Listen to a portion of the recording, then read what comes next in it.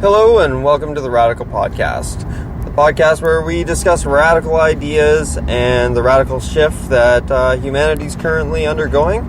And we're trying really to accelerate that shift as much as possible because it cannot come soon enough. So today, I'm going to extend my conversation about the U.S. election just a little bit more because it really is what is front and center in the current zeitgeist. It's a tipping point in the United States and therefore the world's history, because let's not underestimate the influence of the United States of America. Up here in Canada, we are all focused on the United States election. We're all wondering who it's going to be, because that's going to tell us a lot about where we're going and what and who we're going to be. I think most nations are having that view on the subject right now. And I think from an outside perspective, everyone who's really being honest with themselves can see that Bernie Sanders is the best possible outcome of this election for the entire world. It would bring the United States into line with some basic understandings the rest of the world has come to over the past few decades. Notions about just taking care of those who are least fortunate. Now, obviously, we have not come far enough in that regard. However, the mentality has certainly become far more prevalent in recent decades around the world. The notion of socialism working so long as it's tempered, with reason and with a fierce eye against corruption.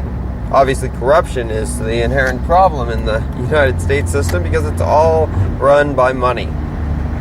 So, what I really want to get to talking about right now with regard to the U.S. election is Hillary Clinton.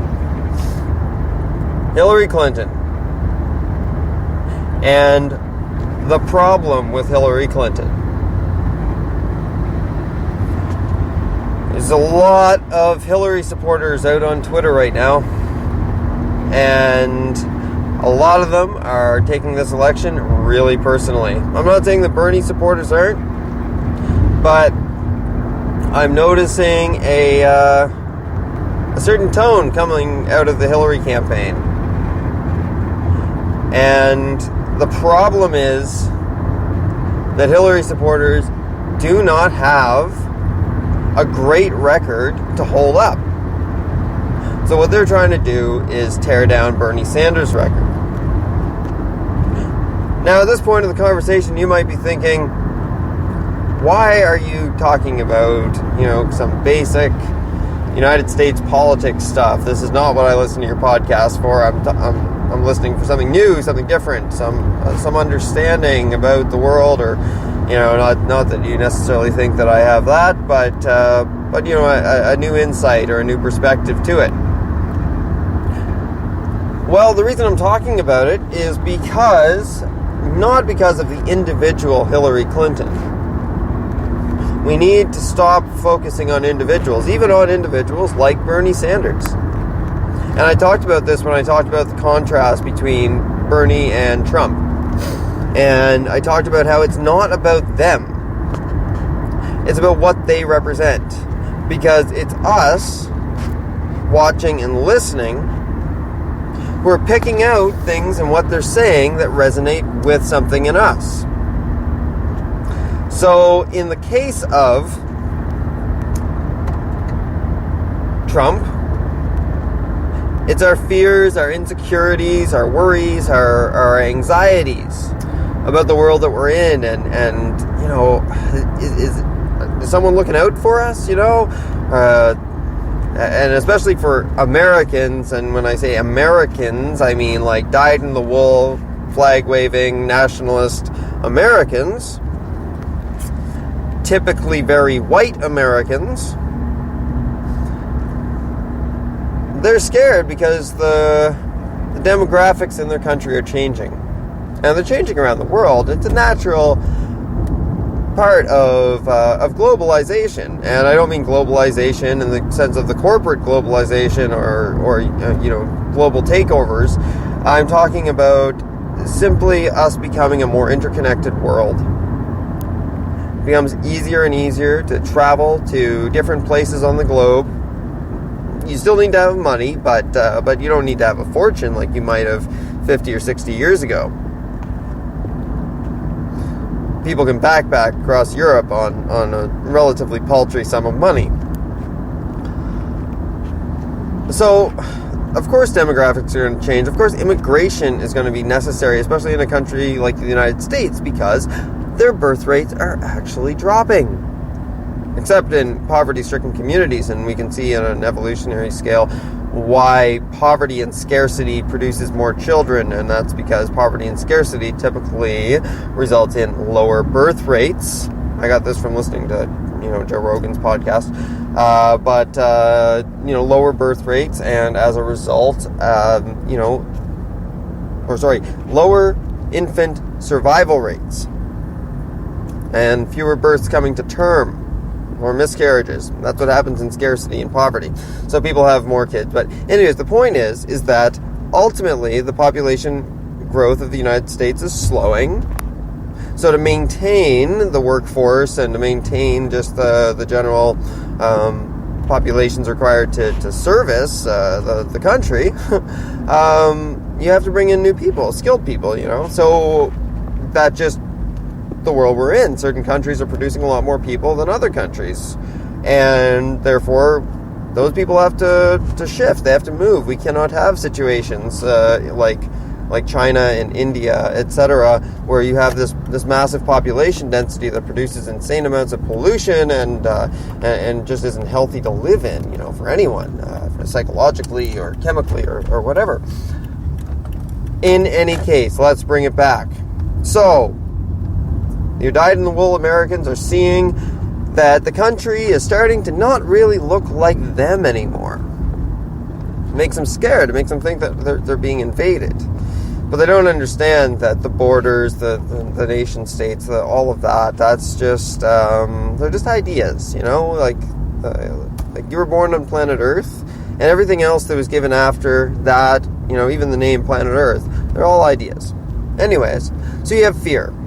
Trump represents fear in people, okay? They see the fears that they have in him, and they think that that's going to make him strong, and that's going to make him wary, and that's going to make him protect their interests and look out for what they need and what they're scared about.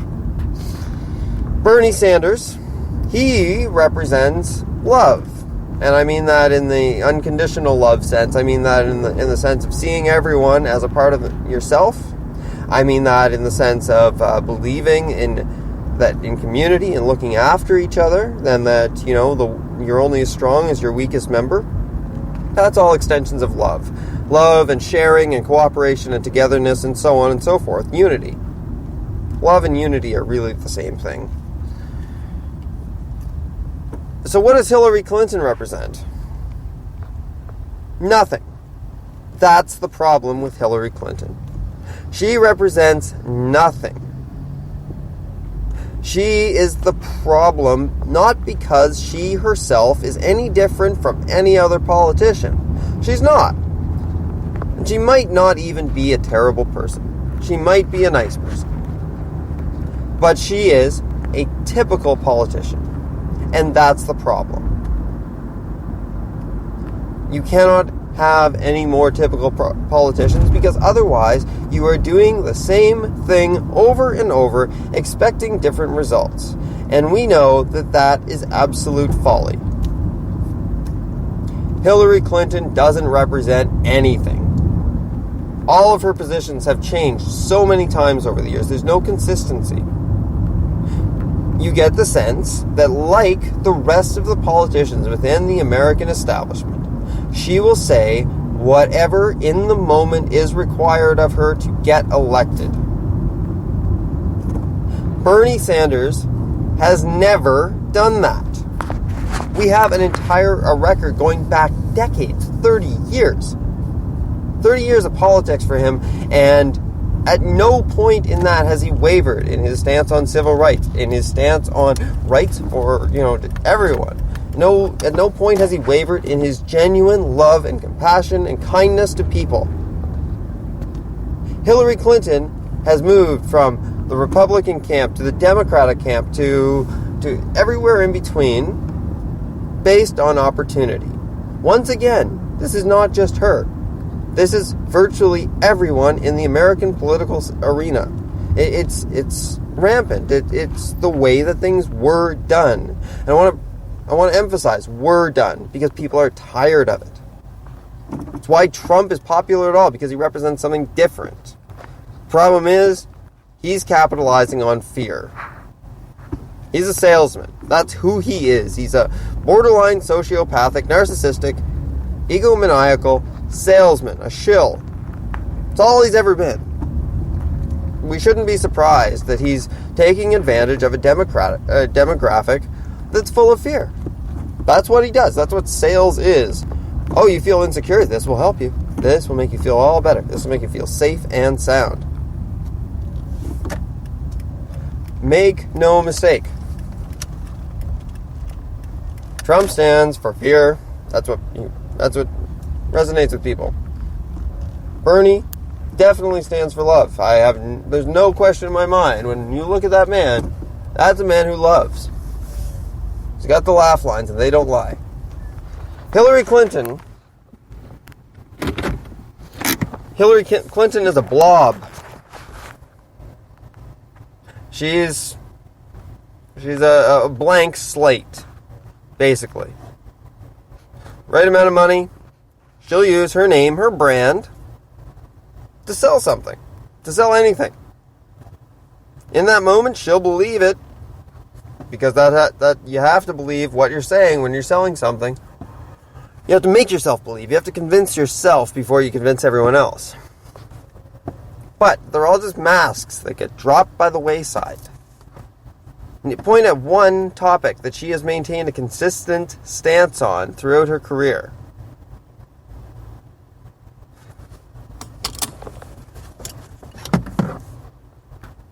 She's not trustworthy.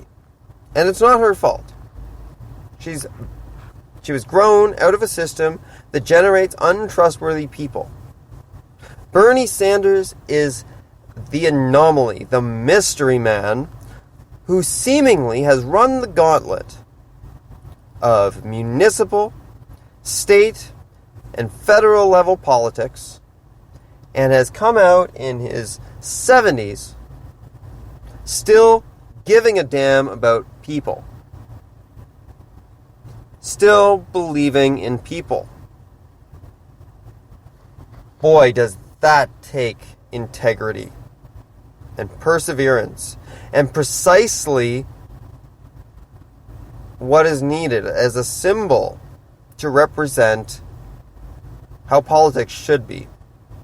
If politics should exist at all. We'll talk about that on another occasion.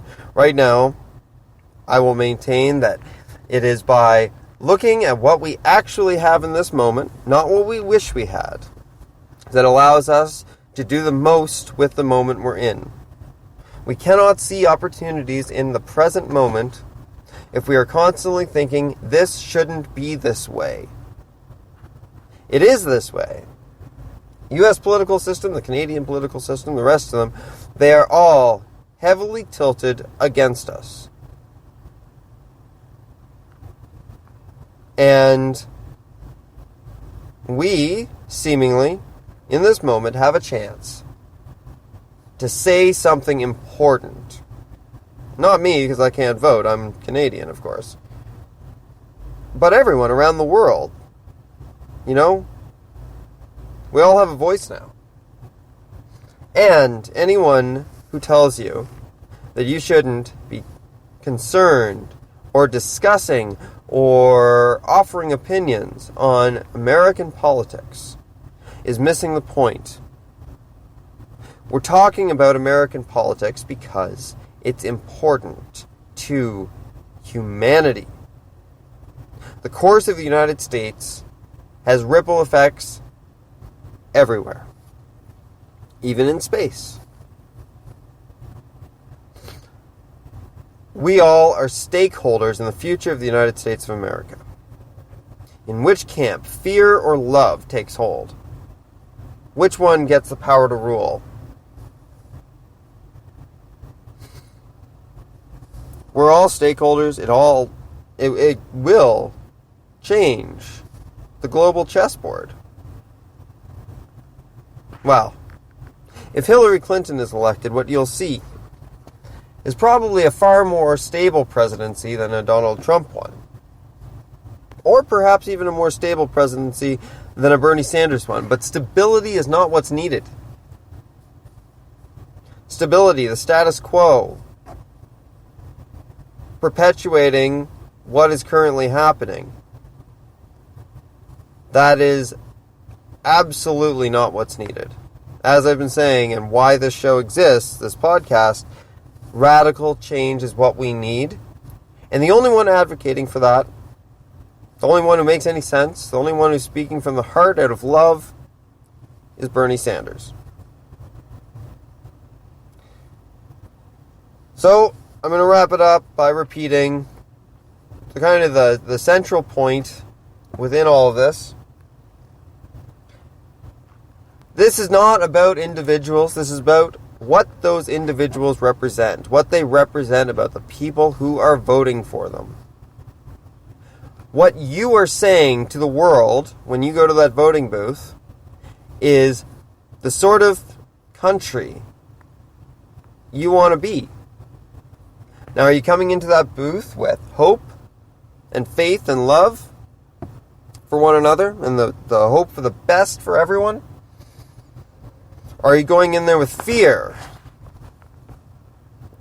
Hope that someone will defend you, someone will protect you. Or are you going in there not really knowing what's going on and picking someone because you were told to by the TV or the radio? Think about what you're saying. Think about the sort of world you are molding with whatever vote you cast. And be vigilant, because there's going to be an awful lot of people trying to change your mind from what makes sense to you. They'll say you're wasting your vote. They'll say you might as well just chuck it away. They'll say that it's unrealistic. Go with the safe bet. Don't do that. Vote from the heart. Remember, it's your voice. You're saying who you are when you vote. Saying what you believe in. And the sort of world that you want for your children. Do you want them to live in fear? Do you want them to live in love? Or do you want them to just be amorphous blobs? That's all for the Radical Podcast for this episode. I hope that you'll share your thoughts and ideas about this and my other episodes with me on Twitter. My handle's @truly_radical. Or you can comment right here on Spreaker. Like, share, etc. Radically yours, I'm Ryan McKenna. Have a great day.